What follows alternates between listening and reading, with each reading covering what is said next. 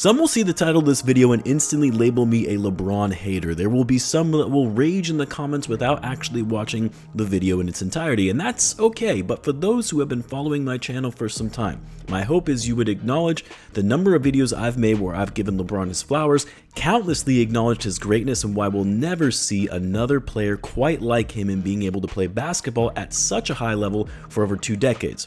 LeBron is one of the greatest players to ever play the game. There is no questioning that. I personally believe he is the second greatest player of all time, but I also understand and get the rationale for those that believe he is the GOAT. What we have witnessed from LeBron James over the years has been nothing short of extraordinary, and his level of longevity is unmatched from anything we have seen in sports history. But every so often there comes a time when you have to call things like it is, even for one of the greatest players to ever do it.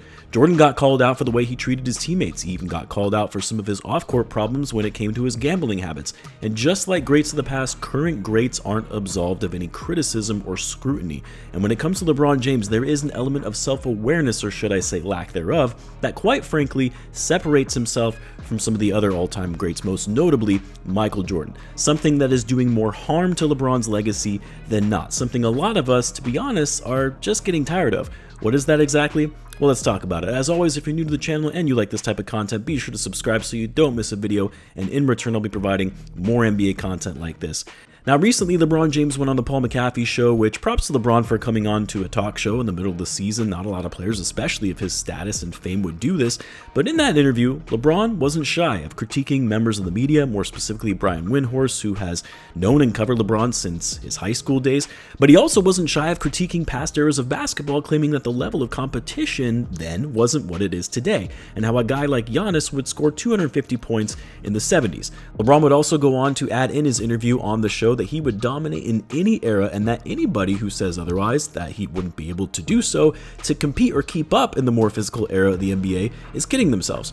More or less trying to push his argument for why he should be considered the GOAT and invalidate all of the opinions and arguments that say LeBron would have struggled in Jordan's era. Now, I won't deny that the overall talent pool of players today is far greater than it was in the 70s or even the 90s for that matter. On the whole, the level of skill and talent exceeds what it was decades ago in the NBA.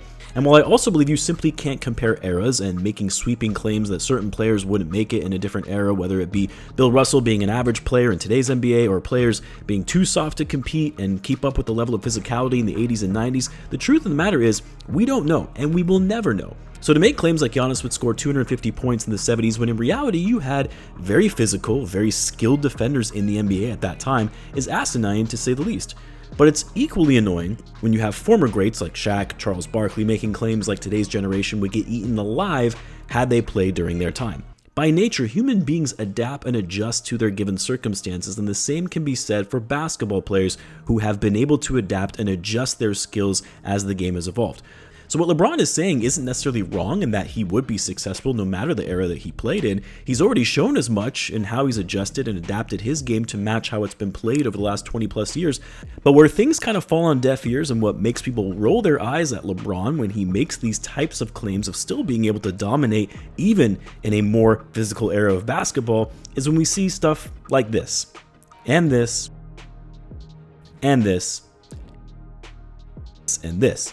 LeBron James throughout his career has been notorious for flopping and exaggerating plays on the court where he looks to be hurt, all but to be perfectly fine 30 seconds later. It's almost become LeBron's MO. Act hurt, play through the fake hurt, get praised for playing while hurt, taking the physicality and playing through it, when in reality we all see it. We see the flops, we see the exaggerated pounding the court with your fist as if someone just pulled a sweep the leg Karate Kid style move on you. Basketball fans are smart. We know BS when we see it. And as great as LeBron is and has been throughout his 22-year career, these shenanigans are just getting old. For someone who prides himself on being able to dominate in any era and who pushes back on this notion that the game isn't physical like it used to be, certainly is not convincing us of this fact when you see stuff like this on an almost nightly basis. Michael Jordan, Kobe Bryant were always known for pushing their teammates, pushing themselves, fighting through pain, playing through injuries, and most certainly were not about the life of flopping and theatrics. MJ and Kobe, like LeBron, had massive egos. They wanted to prove to everyone that they were the best and no one was going to stop them from winning. They were the ultimate competitors, and antics like this were beneath them. And what makes all of this worse is LeBron has no idea how bad this makes him look. He is completely unaware of how soft, and quite frankly, how hypocritical it makes him look when he's trying to defend today's game for not being as physical as it once was. He is directly contributing to the game becoming more soft, more foul baiting, more ticky-tack fouls, less physical defense. When you've been the face of the league for 2 decades and you're resorting to these antics to get the call that you want, you're setting the precedent that this is okay, that this is the norm. Make it so the refs are forced to call the game less physical, less competitive. If LeBron had any self-awareness, especially knowing how important his legacy is to him and wanting to be the greatest player of all time, he would stop these theatrics and rise above it. Be like Mike, be like Kobe, hell, even Kareem or Magic, guys that just went out there and hooped, gave it their all, and did whatever they could to win. That's what separates LeBron James from Michael Jordan and Kobe Bryant. It's not that they have more championships than he does. It's not the fact that they didn't bounce from a team that drafted him to form a super team. It's the fact that Mike and Kobe, when they stepped onto the court, it was all about basketball and nothing else. They were locked into the game, no matter the circumstance. They were coming for you. They were coming to win.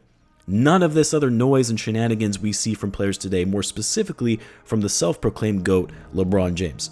This is not how LeBron James should want to be remembered, and as someone who has enjoyed watching LeBron play since his rookie season, I don't want to look back and remember him this way, but it's getting to the point where it's become so over the top with the amount of flopping, foul baiting, and tone-deaf statements in media interviews that I feel the damage has been done in keeping LeBron just a notch below Michael Jordan as the greatest player of all time. Fans are fed up, even the players are fed up. Cut the shit and just play basketball. If Kobe could see this today, we all know what he would say. I would love to hear what you guys think though. You let me know in the comments. As always, be sure to subscribe, and I will see you in the next one.